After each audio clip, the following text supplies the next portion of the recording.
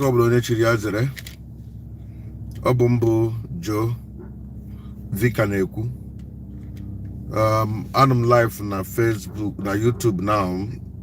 Kangakwa live na Facebook.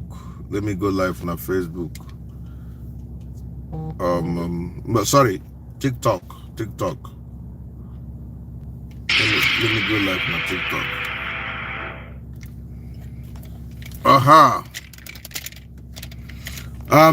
Amamu na hokwa ihe na-eme n'ala Igbo. Onye ọbụla na-ahụ ya. Mana I'm changing my position now. I'm changing my position on what is happening in ala Igbo. I'm trying to see if I cannot continue the way I used to. Let me remove this. Sorry. Please, if you join me, double tap the screen, share the video. Let's have a conversation. Okay. Okay, let me use my blogging material to blog. So please, if you join me, double tap the screen.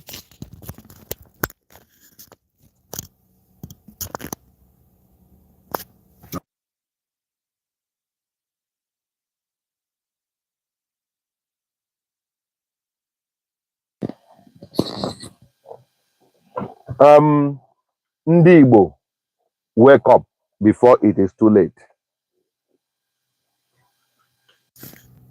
I repeat. Ndi Igbo, wake up before it is too late.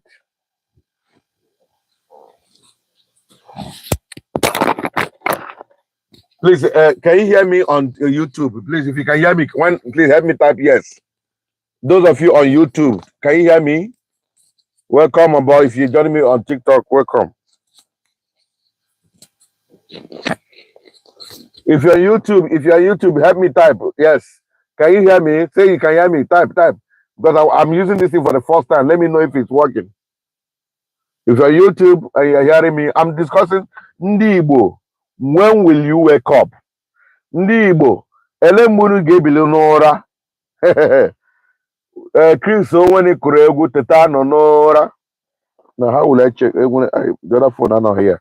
I wanted to check a feedback. Please, can somebody help me give me a feedback on YouTube? Can you hear me? Ndi Igbo came back Teta no Nora. I want to be sure that I don't hear me at YouTube. If you can hear me, please help me type. Say yes, you can hear me. Are you on YouTube? Can you hear me? Type.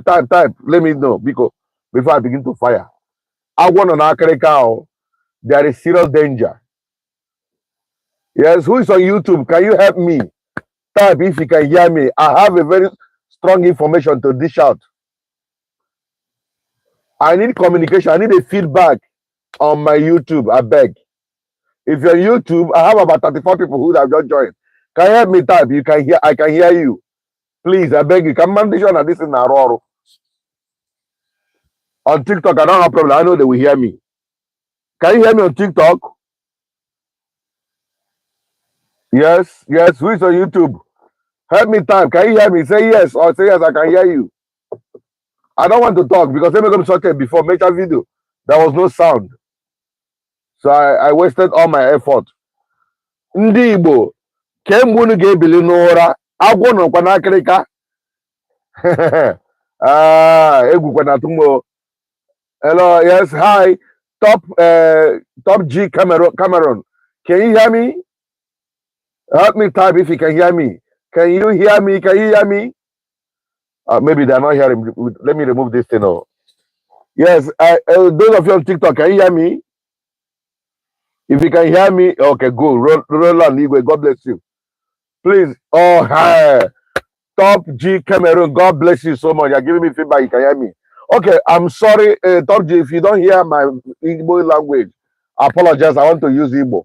I want to use my dialect because the message is for my Igbo people. We are on a very emergency situation, so I need to talk to them in my language. Pardon my this if you don't understand Igbo because Ndi Igbo kai were Igbo kwa. Thank you, Iken Izogo. amamu nọ na ejikwa anya unu na-ahụ otu ịkwafu ọbara chi na-ekwafu. Ọ bụrụ na atụbata ihe a na each platform mgbe ọla kwafuru ọbara ị ga na-ahụ a na-eme ndị accuse a na-eme ndị accuse a na-eme ndị accuse. Anyị ga-anọ na accusation anyị nwa na-anwụ and gụnwa na-eme accuse na-ekwu ihe a na-ekwu ihe ndị dịtọ but that no rubere your own turn mgbe ahụ mgbe o ruru your turn ka ị ga-ebido ka anyị condemn more the killing general whether more government whether more anybody.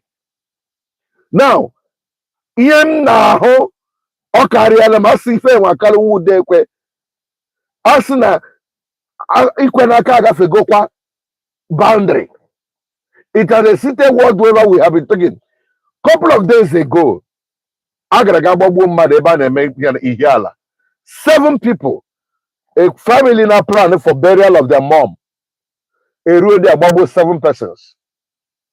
Kedu ime asị ji gbagbuo na a gwara the celebrant ka ọ bịa settle ụmụọma according to the word ha use na bịa settle ụmụọma. The man ekwe settle ụmụọma. Somebody na-ekwu na reason o ji settle ha bụ somebody gwara ya sị na ọ bụrụ na ị settle ndị a another group will still come for settlement na ha pụrụ ibu ịma ndị ka ị ga-esettle hapụ ndị ọzọ. The man so okay to avoid that settle in a settle na-aga ya ga-akpọrọ ndị amị wee were ndị amị wee block ka eji before security. Unfortunately to him ụmụọma according to them wee dress like ndị vigilante bịarute dia gbagbuo 7 persons including the celebrant na-ekweghị settle ha. That one na gaha aga ịhụrụ na Ọsụlekwu gọọmenti ebe a gara ga gagoro wee kwafuo ọbara gbuo ụmụ mmadụ tọọtọ. The other 2 days ago a gara na ndị ọkwa ka ọla ha village and community. Some of you have got the video. You need to see the gory scene. Ma ndị nwaanyị ndị nọ na shop ha na-ere ahịa ma ndị nọ n'ụlọ ha na-aghọ beans ndị na-aghọkwa ga asị na ụfọdụ enye the report nyere sọ ndị ESN ụfọdụ sọ ndị IPOB ụfọdụ sọ ndị Biafra Liberation na aga gbuo egburu 11 people in a community gbuo ha in cold blood. I got the other day agaga gbagbuo say this way them somebody made a couple of days ago who just shared a testimony with me. Can you hear the problem? Koga go sim madala. No were there. Uzo gawara sad ebe obize. No were there. Hey pick the man. Mgbe pikiri ya the man asi na ọ ga-akwụ 5 million. Ya nwoke iri ihe oriri na ara ya ahụ. He eat by own gosi gala gị nye percentage ya manage mana hey pick ya the man na-akpọ 5 million. Chineke mee ebere awagidere mbọ even ihe nji na-ekwu okwu ya na thank you Kwasimba. Say look like your teacher. Okay, maybe I'll probably be your teacher. So ihe nji na-ekwu ya na bụ mgbe a kpọrọ the nwunye the man ka e negotiate wa onye nke Igbo asị madam ị ga na-eji bekee broken na akwụsụ ka ndị a na-anụ. Yes, okay. I bet the yeah, broken now. Thank you for the likes, guys. So I will be bringing you up for us to discuss. Yeah, is broken now. So I know you're not only one year Fulani. Ndi Igbo na arụkọ with ndị Fulani and they kidnap Ndi Igbo. Governor Soludo representative kwuo say na 90% of ndị na-enwude na community crowd na ala Igbo no Ndi Igbo. Yes, 70% of them she another state. Many people are may say he is simply fulfilling the bidding of his slave masters. I disagree with you on that one because my childhood friend with my primary school friend was kidnapped. On there, also on here, voice note one of the persons who say na fight for freedom. Naga but him on you already.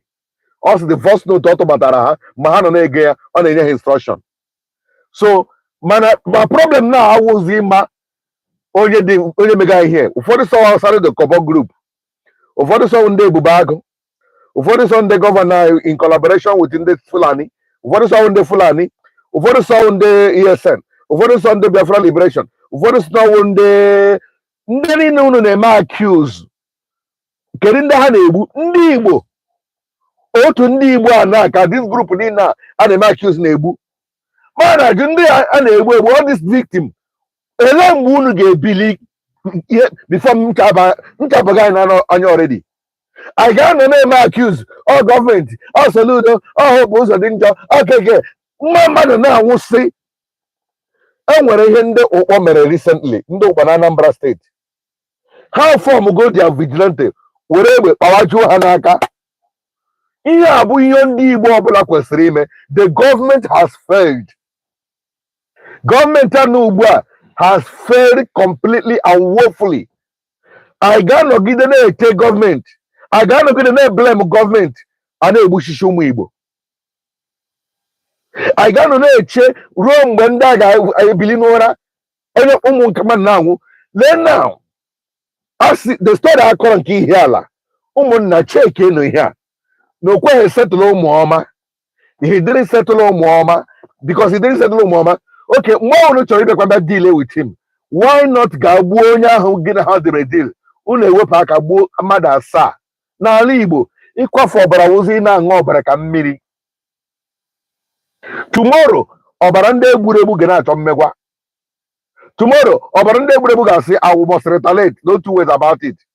Unu ọmakwa ihe unu na court n'ala Igbo. Onwere wetara ebe m na-aga na ihe emebiwele n'ala Igbo. Today now it is not your own turn. Tomorrow might be your turn. More especially Imo State and Anambra. Abia State is a little bit peaceful. Ebony State is a little bit peaceful. Enugu is peaceful. I don't know here Imo State na Anambra mere ndo so how we. Or we are starting to come and do it. Gini ki Imo State mere ha. Oburu na Anambra na Imo State. We am oburu na ndị Abubago whatever na kwa. Na juna ha gini ki Imo State na Anambra mere ha. Uno so ndị Liberation Army. Gini ka Imo State na Anambra mere uno. Uno sukwana na all the government abonda gini ki Imo State na Anambra mere uno. Getting them gini I gaboru na agbara. But I aga nogide na take this rubbish. Every community form a group. Uno horo the government unu and the leaders unu. Odo go anya na ihe na that they don't care ote shakwa fobara. Then ha nwere their own tight security.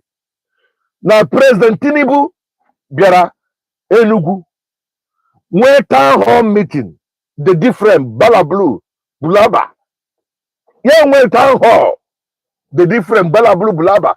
Instead of Fundo Kenyegwa na ishina wanishi all insecurity na libo. And for this now Nandekano kama kudocha gwai hake release Nandekano. They didn't discuss about it. They all went there discussing for their personal businesses. The man and Ochedu go large back. Uno sonam unu agabanketi na echende leaders uno to discuss your affair. Are you okay? Are you normal that you are depending on your so-called leaders to discuss your security? Do they have you at heart? They don't care about your existence? Tinubu finish here, Enugu. No Igbo leader raised it up. Because they don't care. So when the mother don't care for you, only I got no name blame. The government is not working. The government has failed us. How long can I know? And they kidnap. Later this Christmas, many people they kidnap which we didn't hear the news. Ubu can not hold the news. Uja Bama, so yeah, I know if you when a Christmas that it didn't happen to your own person doesn't mean it didn't happen. And let me tell you something. Those of you Bunishi, they defend this some particular group. What will happen to you? And when this group they are all involved one way or the other. I have evidences. My government to Ebubago, Asaro, Ndesa Freedom, Mande Konyeka, they are all one way or the other involved. It's in one way or the other involved. In as much as them when they be genuine, the very genuine among them. Now saw Lebaka and blood. But majority of them, due to some certain pressure, have soiled their hand. You know, because age evidence. They can go my primary school friend, also on their camp. Onyo do her, yeah, voice note or get it there. No, look the man. Yeah, no, look the man. So, or you got what me and give us semba they are aware and you are talking to yourself. Mana whether more wonya, Ndi Igbo, it is time to secure our land. That is the point I'm making now. I got no media nchabaranya anya because I want to nchabaga already. Can we form vigilantes here and there? And when here about operation Onyekwelu Zoga, Elemba gebiri here. Here in Emanya care do to no maybe you don't care for another. But let us start forming vigilante. Every community form a vigilante his Laura. Teenager barricade n'ụzọ gbachiwazie n'ụzọ. Enough of accusing government, enough of accusing ESN, enough of accusing any group. Let everybody chekwa n'onwe anyị. I'm sending it as a warning. Unu na ahụ ka m dị concerned eti mkpu a. Omebe side ebe kai. But that no maybe doesn't mean oga hebe. Ime buru ukwu onye ọzọ dị ka okwu nkụ. So go and defend anybody. Any defend the government. Don't worry. Okay, Rugaka. Except if we talk plan to protect our people. Or go and begin to defend in that side. Okay, Rugaka. Or get a defend in the Bubago. Okay, Rugaka. But what had the wicked? But get a defend and then I fight the freedom. Okay, Rugaka. I don't care. I'm neutral. I'm not supporting anybody. You're the against who only know involved in one there. Or God dragging Amma. He can get Meggy. But before he can Meggy, Ndi Igbo plan for their security. Government has failed. And let me tell you, some of you now say, now I'm with the ESN. It is a high failure on the ESN side for us to cover half of River State. Now they're Bushy Igbo. One form of vigilante to protect Ndi Igbo. I don't know no more here. Onu the Fulani Batazen Atana Ebuno. It's not an indictment. Is that not a shameful thing to hear? Even when a group that is armed. Asari Ebubago and Rone Ebu steady. Una no track Hadan. Aga Ebu. Is that not a shameful something? Or what do I get with the one? Why not launch an attack? When I River State, Ganyan and Sabi the Kopanya and Yendibai. After the one holo. Or where Heboshi. Yeah, got an account. I said the company boy. I said the company boy. I hope also think about her. Send the water. Or how long can I keep quiet? Can I get quiet in their own community? Can I have water? I am not now. We see on the same boom. It's an indictment. Now they say I fight to freedom. I got no idea. And I be Bushishu Mundi Wibo. Like this. Obumo ona have to no be. Una na who him now. Or none more now who this killing. I don't get it. And they defend the government. And they defend the fight the freedom. And when they start group and fight freedom, how about I started the Kuba, but I know which you buy. Okay, now when you get the freedom in a fight, right? Welcome aboard those who join me. Please rejoin me. Let me hear from you before I continue. I'm not happy. This is not very funny at all. It's no longer funny. Ndi Igbo, over to you. Can I hear you? Jesus Christ. Or you just want to listen? If you want to listen, I will continue. I have things to say. Is my network disturbing or what? Hello, Roland, are you there? Roland, are you there?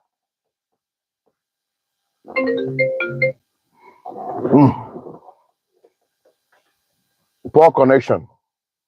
Or is it from my own end or from your own side? I don't know. So I'm sorry I'm shouting, but it's very painful. Let me see if I can lower my voice. What are we talking about? Every day on a different platform. No, I am go so many videos of them with the I camp Hakana for the Hana fight to freedom. Now camp. Now I got camp anymore different places. None of those boys. I won't come on as the Koba language. Welcome na Suna Fulani. Welcome na Anokwa Ndi Igbo. Get you a back you hande bunny. When you can win about money Igbo, our money Igbo. You win about money Igbo, but do ta Nanambra.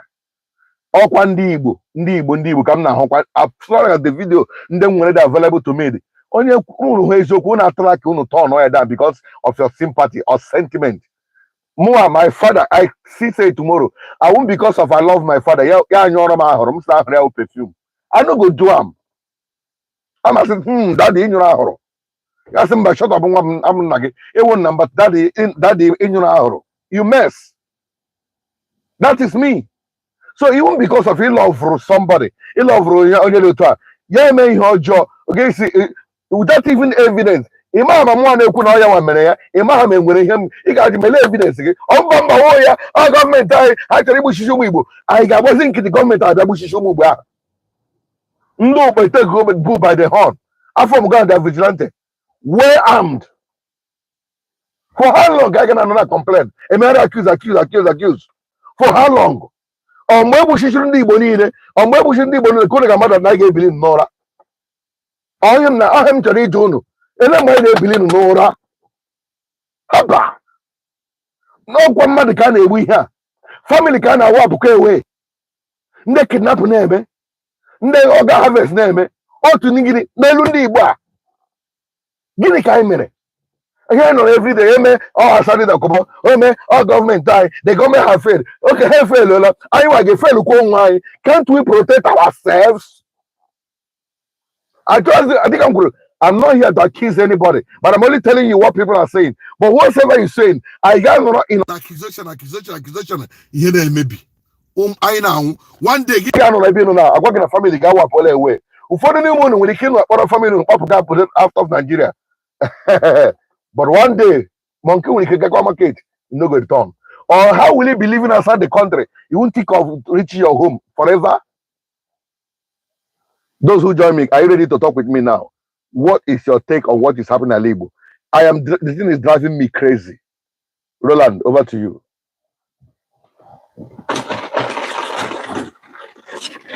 Are you with me or you just want to listen?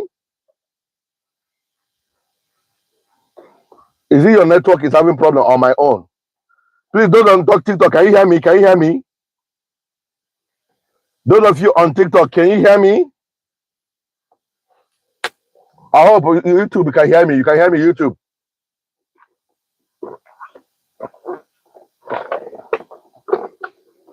Eh? Unu saw the Fulani. The Fulani na unu abanket. The Fulani abata. Hapo got their own place. How many miles away? How many hours away from Fulani land to Alibo? Batan Alibo ne bushi shy. You know me mega accuse. Government has failed. Accuse. You know, one is a shameful something. Ndi basi my Ndi basi when agogishi. Ndi basi the Jacka had raw weapon during the war. Where is that ingenuity on this gonna be? Fulani boy like this. Okay, no son that's the cover. Now government otraha hage continue na up till now. Madika ngwaruno. Nda nwude goro nda nwugo video ha atụbatara na different platform. Onwekwe ka m hụrụ sịgakwa ihe gosi na River State. Ọ wee nye jụrụ amụ onye Ebonyi. Majority ha onwe ekwe ya mmadụ anwụọ. Majority na nọ ga-ahụ si ha ndị Ebonyi. Ihe m hụgoro, ihe m hụrụ ka m na-ekwu, Chineke ga-ama m ikpe if I'm na-atụgide anybody achị. Majority of videos ahụ goro there Ebonyi, Imo State, Anambra, ahụbeghị m onye Fulani dị ahụ. Nke ndị Fulani ahụ ha na-ama otu esi treat their case. So ọ bụrụ na Fulani ndị Igbo si onye ori adịghị abịa ma ọ bụ na onye nwe ụlọ esoghị ya unu ga-ekwetakwa na enwere ndị nwe ụlọ so ndị Fulani a na-arụ ọrụ iji na ha taa ka pọncha ndị agbufuo ha. Ọ bụrụ ndị ebube agụ ha sheshi lọ egbe ha bụ egbe a na-aba ahụ a ga-ele ngwa ambush finish these people ọ ma anyị nwụchara ka a ga-amara ihe a ga-eme. Can't we let ambush finish and then I started to go back and look here. I started to go back there with TV. Now I did for I keep where idiot I fighting there with the army. I get cool with that plan like how far they get man lady.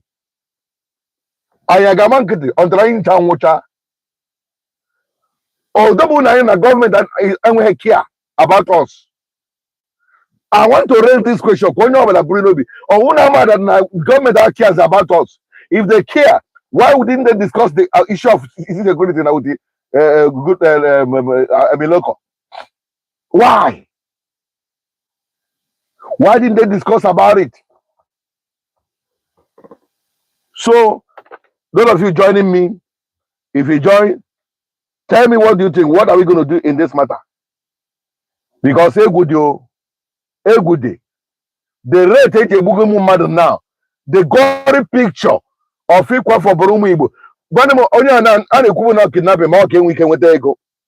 Gwanụ m onye gara ga gba ụmụ nwaanyị nọ na wụsa ọbara ha dị a, ọ chara ha part any part of their body, ọ chara ha anya ha, onwe ihe ọzọ were o gbuole ha ka emuvuoro onwe on.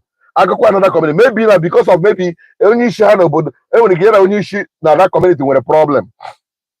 O nwere ike were na somebody from that community now say na ndị ASN mere ihe ọjọọ, or ndị ASN mere ihe ọjọọ, then aga egbuo the whole community, 11 people. Na unu chọrọ ime burial n'ihi ala, asị na agaghị esetụlụ asị ụmụọma si setụlụ ha, dema asị ya setụlụ ụmụọma ndị ka ndị ọzọ ga-abịakwa dịka m nụrụ setụls ndị ọbụla ya ga-akpọ ndị amị to protect ụmụọma, emezi ka agwụ ha vigilante batazie gbuo mmadụ 7. Why not target onye ahụ ma ọ bụrụ na igbu egbu na-agụ unu, target onye ahụ na-ekwe esetụlụ unu atụtụ ndị aka ha dị ọcha nọ nga 7 people gbagbuchie ha, move kwe on. Ndị Igbo ihe abawala na another thing o. ịhụna na ọbara abago ndị Igbo anya a na-egbusi ibe ha. Anọghịzi m n'ime accuse any group na ihe m na-ekwu ugbu a ndị Igbo ka anyị bilie to face at this occasion before ihe egbuchichi anyị niile, before ya consume our community, our brothers and sisters. Can't we rise to the occasion? I was a coward like that. I am a coward. That's when people na-agwa m ndị Britain, ndị ọcha bịara here, ndị Christian bịa wuru na slave.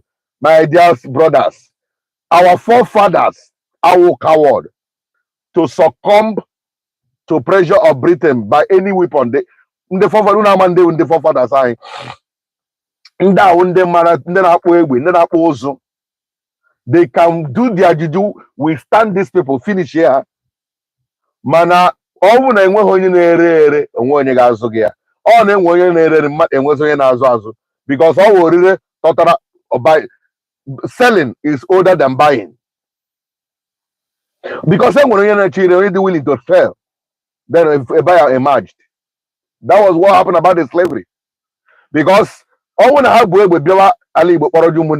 why didn't they succeed in Ethiopia? Ethiopia was never colonized or taken for slavery because they never said no. Their forefathers said no, even in Liberia as well. Their forefathers, Liberia power by you.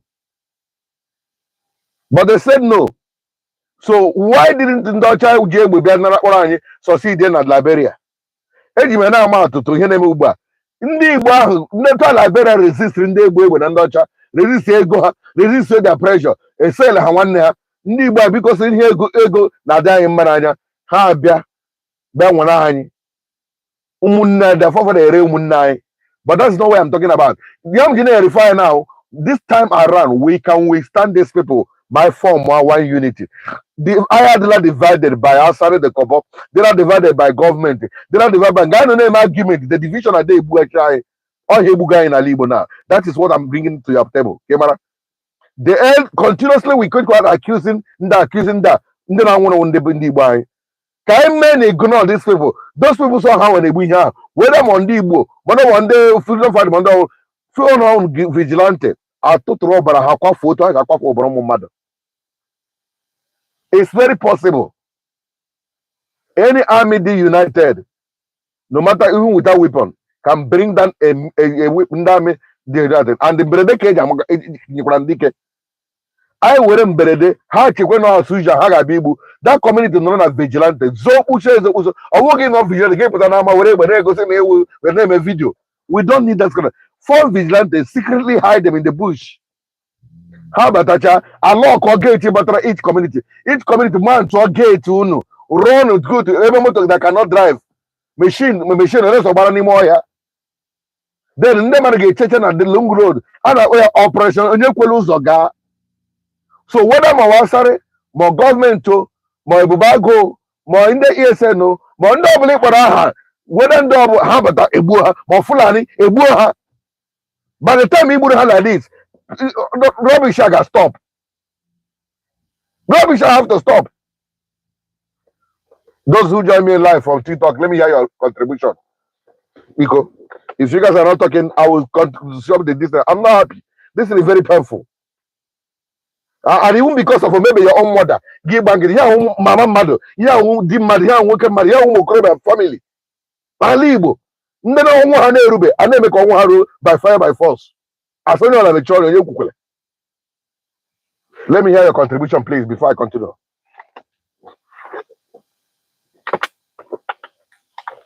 For the last time, if you are my FYA, my box, you want to contribute something, anybody, Henry, Roland, Ahmed, make your contribution now. If you don't have anything to say, then you have to remain listening until I finish up. If you don't have, let me finish up and go my way. You have about 3 minutes, 1 minute to say. Who want to talk? Fine, over to you. If you say you want to tell me, say, no, I just want to listen to you, then I'll allow you. Yes?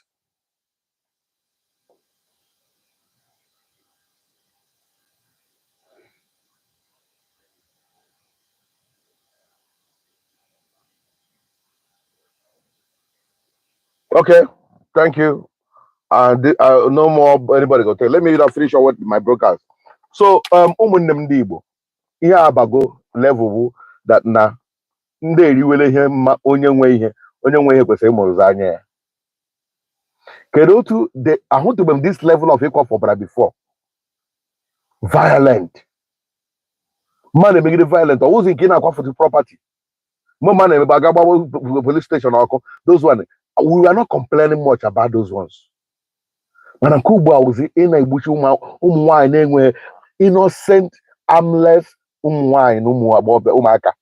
Nke egburu 11 people yesterday now. I got enwe nwata nwa 4 years, 7 years. Gwa m ihe nwata otu and then these barbaric people na-akpụ Fulani na-egbu ndị mmadụ na-enweghị conscience ka ndị Igbo na-emesi engage na. Gịnị kpọgara na this kind of spirit? Ụfọdụ onye gbuo ya jụọ ya nsọ onye ahụ na ọ sabotu a. Sabotu gị kwafu ọbara. Akwai mana aka ga-ejile n'ọbara. Unu ma the danger not associated and when somebody na-akwafu ọbara. Unu ma the danger. Unu mana ọbara na-achọ mmegwa. Unu mana ọbara na-achọ mmegwa mgbe niile. Unu nwere idea. Nsogbu dịkwa, danger dị. Nsogbu dịkwa, danger dị. Nsogbu dịkwa, danger dị. I don't see why we can. I agaghị nọrọ na-ajọzi ndị mere anyị ihe a. Can I form a very strong vigilante group? Vigilante ahụ ka ga-form with the government staff. Community by community. Unu enweghị egbe chọrọ ọnụ mma. Unu enweghị mma chọrọ ọnụ ụta. Unu enweghị ụta chọrọ ọnụ okwute. Unu enweghị okwute chọrọ ọnụ komkom tinye ya fuel gbara machis. Onye ozuo n'ime ọhịa onye ahụ gafere ka ọ gaga arụ ala awụọ ya machis egbe ya ọkụ. I repeat, I'm not hiding my mouth here because equal for Barad is excess. Community now, as I talk to you now, or see who took Osumehi, Lilu, some part of the villages are deserted. A family, Papa, I want to come with 2 years now. They can't go home. Kagalie. Every family I would have Unagi, Leon, Babako, settle Mama. Got check over that, let them be there. Now, more for the MO accused the boys say, Simon Eba, Uno Sudan and accused, I call it Gagenti. Mana Chime burial. And when you made broker, say, because our rubbish is just woman being now, China, South Africa. That Nagel uses fine over. Nearly, Nahage, they were Newi, Otoashi, where they were also. No, Uno the broadcast. So, that means all how I'm also on low to day. How many that Igbo mother? How many about Hakame Chupu with that? Now, money that may accuse only could hear that, but see, now I got the liberate Ashami Hagaren don't know we got it deserted. Now also she were deserted. You had a broadcast. Now, but I may say that demolish your community. It may was a accusation or defend the war. It should go no ma. Why are we so full of sentiment? No, the more we hide this particular group, the more Hagana Royal. And the parent will not get Rukwegaka until give question on name. One man and a go to Naga about space we gonna have a man at Trio Army. Ota Koshiburi and Ishi. Nda didn't have any more. ndị etiri m ha nọ n'ime ọhịa ha na-achụ ndị Fulani agwagide ya ajụ until one day ọ dị ka burial ka ọ gara ọ na-achụ ịzọba ya the following day Monday ka ọ gịnị ya sọ ọ ga-echere Tuesday ka mama m ihe o mezi otu ọ batawara ka mere the sit at home extend anwụchie ya si ya na ọwụ onye amị ya kpọọ ha si ya na onwe onye ndị mmadụ nọ ga-agbagharị ya aka ebe kedu ihe o ji bụ stika ndị a na-eji aga n'ụzọ edere community gịnị so that because the man na-atụlatara anyị nwa atụbata moto anyị na-ebunye moto ebulara anyị ala Igbo from Lagos so ya zụrụ stika ka ọ hapụ ị na-akwụ bribe ego a na-ana ha buru ibu ya ga register with sticker to enable him pass the road ha hụ the stickers na onwe onye amị ya egosicha ha sụọrọ ha slants gosicha church wuru memba IPOB na ya na-akwụ dues ya gosi ya evidence ihe niile ihe ha meziri wu release ndị ọzọ niile kpọrọzi ya bawa ime ọhịa till today nwunye ya ka na-ebekwa akwa nwunye ya kwuru dọta sendịrị ma gbalịtụ kobo m nwere ka o ji na-eri nri about some months ago which ọ dị eziokwu ekwesịrị m isendịrị another one this month this new year ọ onye bụkwa a register member an oath taking member n'ihi gịnị ihe o ji na-aga n'ụzọ ọ bụrụgo na nwanne gị a na-ahụ onye amị bịa gụtọrọ gachi na nwa onye amị nwụ na-asụ Igbo nwanne m gị hapụ na ya ka aka gị hapụ ịba na ịkwafu ọbara onye Igbo na otu ahụ egburu ya na ị nwetara n'ihe ahụ ị na-achọ otu ahụ igburu nwanne gị ahụ ugbu a ị nwere onwe ahụ ị nwetara ya the answer is no. Ọ ga-adịkwana mma na anyị na-eji ịkwafu ọbara wee gbara onwe anyị na-emebichi your own family because ọ hiji gbuo onye ahụ generation na bịa na ọbụ ọnụ ọ bụ ịkwafu ọbara ga-adị n'ụlọ gị unu chetara ihe David mere na akwụkwọ nsọ those of you who believe in the scriptures Bible sị na David hụrụ nwunye Urai na ọ mara mma mgbe ndị mmadụ na-aga agha David agaghị agha ya nọrọ n'ụlọ ahụ ọ nọzi ya ala na hụgwa nwaanyị na-asa ahụ ya amasị ya di ya nọkwa n'ihu agha David akpọrọ ya dina ya you know the story but ebe m na-achịkwa gị na-abụ ihe mere ya dina the woman tụọ ya ime n'ihi na nwaanyị adịla ime ya ezi ozi si kpọlata di ya ka di ya bịa hie with him ka e bụrụ dị afọ ime bufere onye ọzọ ị hụra DNA a na-ekwu okwu nwụta ka o bidoro ya ewere afọ ime ahụ ma the man abịa sị ka etu m ga-echigaralakwuru nwaanyị mụ na nwaanyị na-eme gbakịrị mgbe ndị mmadụ nọ na-anwụchi n'agha ya wụ onye nwere obi maka ụmụnne ya ya onye nwere obi maka ogbugba na-egbu ndị ibu ndebe ha ya sa gịma na na-agbafuchi ọbara na maka na agha ga lụọ agha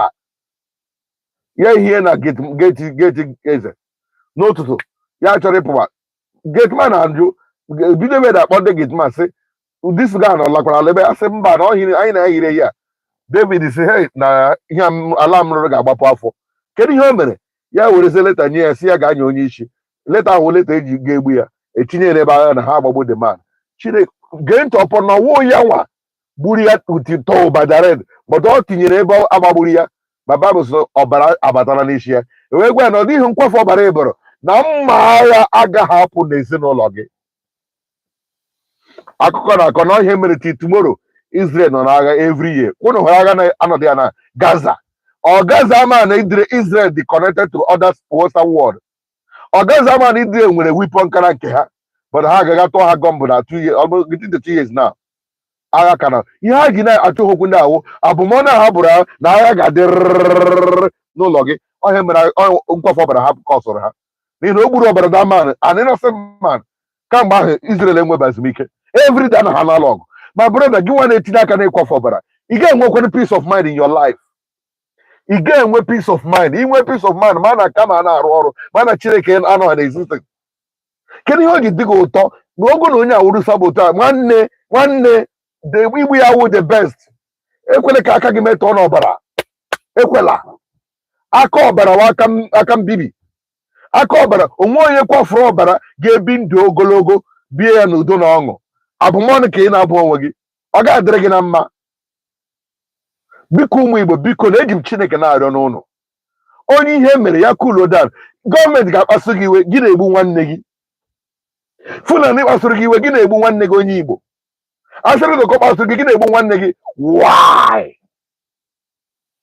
why every day a na-agbu anyị na-eme ndị mmadụ accused enough of any group accused ka anyị form one vigilante protect our people Anyway, when a posterity got German, you see, we are not able to protect these people. Not Henry Body will even a car that you wipe away from the surface of the earth. I will now succumb to it. No. But him that she would let us wake up. I want to knock already. Minya bagay nanya. Kale maga sapo nanya minya jabara nanya. Kemeshano. Kambatu.